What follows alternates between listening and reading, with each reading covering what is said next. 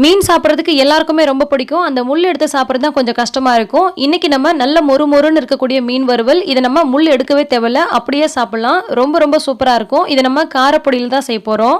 இந்த காரப்பொடி மீன் உடம்புக்கு ரொம்பவே நல்லது, சாப்பிட்றதுக்கு ரொம்பவே நல்லாயிருக்கும். எப்படி செய்கிறதுன்னு பார்க்கலாம். சளி, இருமல், காய்ச்சல் இருக்கிறவங்க, பால் ஊட்டக்கூடிய தாய்மார்கள், உடம்புல நோய் எதிர்ப்பு சக்தி கம்மியாக இருக்கிறவங்களாம் இதை அடிக்கடி எடுத்துக்கோங்க. உடம்புக்கு ரொம்ப ரொம்ப நல்லது. நிறைய பேருக்கு உடம்புல ஏற்பட்ட காயங்கள் சீக்கிரமாக ஆறாது. அந்த மாதிரி இருக்கிறவங்களுக்கும் இது ரொம்பவே நல்லது. இன்றைக்கி நான் 1/2 கிலோ அளவுக்கு காரப்பொடி மீன் எடுத்திருக்கேன். இதை நல்லா வாஷ் பண்ணி க்ளீன் பண்ணி எடுத்து வச்சுருக்கேன். இதில் 1 டேபிள் ஸ்பூன் அளவுக்கு மிளகாய் பொடி சேர்த்துக்கலாம். கூட 1/2 டேபிள் ஸ்பூன் அளவுக்கு மிளகு பொடி சேர்த்துக்கலாம்.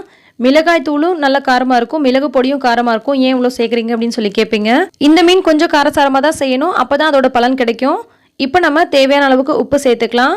கூடவே நல்ல பொடியாக துருக்கி வச்சிருக்க பூண்டு ஒரு 1/2 டேபிள் ஸ்பூன் அளவுக்கு சேர்த்துக்கலாம்.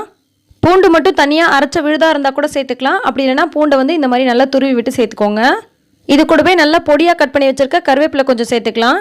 இது ரொம்ப ரொம்ப சிம்பிளாக செய்யக்கூடிய ஒரு மெத்தடுங்க. ஆனால் ரொம்ப ரொம்ப நல்லாயிருக்கும். சாப்பிட்றதுக்கு நல்ல கிறிஸ்பியாக இருக்கும். இதோட முள்ளெல்லாம் நம்ம எடுக்கவே தேவையில்லை, அப்படியே சாப்பிடலாம், நல்லாயிருக்கும்.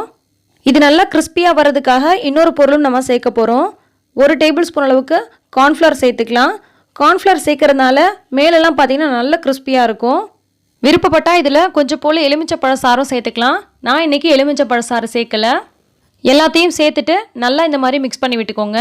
கைகளாலேயோ அல்லது இந்த மாதிரி நல்லா குலுக்கி விட்டோ மிக்ஸ் பண்ணி விட்டு எடுத்துக்கலாம். இதை 1 மணி நேரம் போல் ஊற விட்டதுக்கு அப்புறமா தான் நம்ம பொரிச்சு எடுக்க போகிறோம். ஸோ ஃப்ரிட்ஜில் வச்சு 1/2 மணி நேரம் அல்லது 1 மணி நேரமாவது ஊற விட்டுக்கோங்க. அப்போ நல்ல காரசாரமாக சூப்பராக இருக்கும். இப்போ ஒரு பேனை ஹீட் பண்ணிவிட்டு இதில் நம்ம ஊற வச்ச மீனை ஒன்றா சேர்த்துக்கலாம். ரொம்ப அடைச்ச மாதிரி சேர்க்காதீங்க, கொஞ்சம் லைட்டாக கேப் விட்டு சேர்த்துக்கோங்க. ஒரு பக்கம் நல்ல மொறுமொறுன்னு கிறிஸ்பியானதுக்கப்புறமா இன்னொரு பக்கம் திருப்பி போட்டுக்கலாம். இப்போ இது கூடவே ஒரே ஒரு கொத்து கருவேப்பிலை வைக்கிறேன். இந்த கருவேப்பிலையோட வாசம், அந்த ஃப்ளேவர் எல்லாமே பார்த்தீங்கன்னா இந்த எண்ணெயில் நல்லா இறங்கி அந்த மீனோட நல்லா கலந்து வரும். ஸோ இந்த மாதிரி 1 அல்லது 2 இனுக்கு மட்டும் கருவேப்பிலை வச்சுக்கோங்க. இப்போ ஒரு பக்கம் நல்லா வெந்துடுச்சு பாருங்கள், லைட்டாக மொறுமொறுன்னு இருக்குது. இன்னொரு பக்கமும் நம்ம திருப்பி போட்டு வேக வைக்கும் போது இன்னொரு சைடும் நல்லா கிறிஸ்பியாகி வந்திருக்கும். ஸோ இந்த மாதிரி நல்லா கிறிஸ்பி ஆனதுக்கப்புறமா வெளியில் எடுங்க. இதில் நம்ம கொஞ்சமாக கலர் பவுடர் சேர்த்து பெரட்டி விட்டு இந்த மாதிரி பொரிச்சு எடுத்தோம்னா பார்க்குறதுக்கு ரொம்ப கலர்ஃபுல்லாக செம்மையாக இருக்கும்.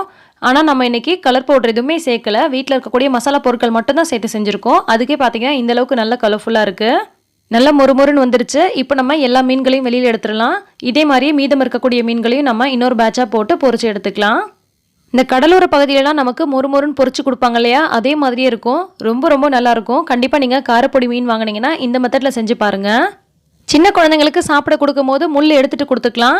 ஆனால் ஒரு 6-7 வயசுக்கு மேலே இருந்துச்சுனாலே குழந்தைங்களே அந்த எலும்போட அந்த முள்ளோட மென்று சாப்பிட்றோம். அந்த அளவுக்கு நல்ல கிறிஸ்பியாக இருக்கும். ஆனால் கொஞ்சம் சுட சுட சாப்பிடணும், அப்போ தான் நல்லாயிருக்கும். இந்த ரெசிபி உங்களுக்கு பிடிச்சிருக்கும்னு நினைக்கிறேன். பிடிச்சிருந்தா லைக் பண்ணி மற்றவங்களுக்கும் ஷேர் பண்ணுங்கள். எல்லா புகழும் இறைவனுக்கே. நன்றி.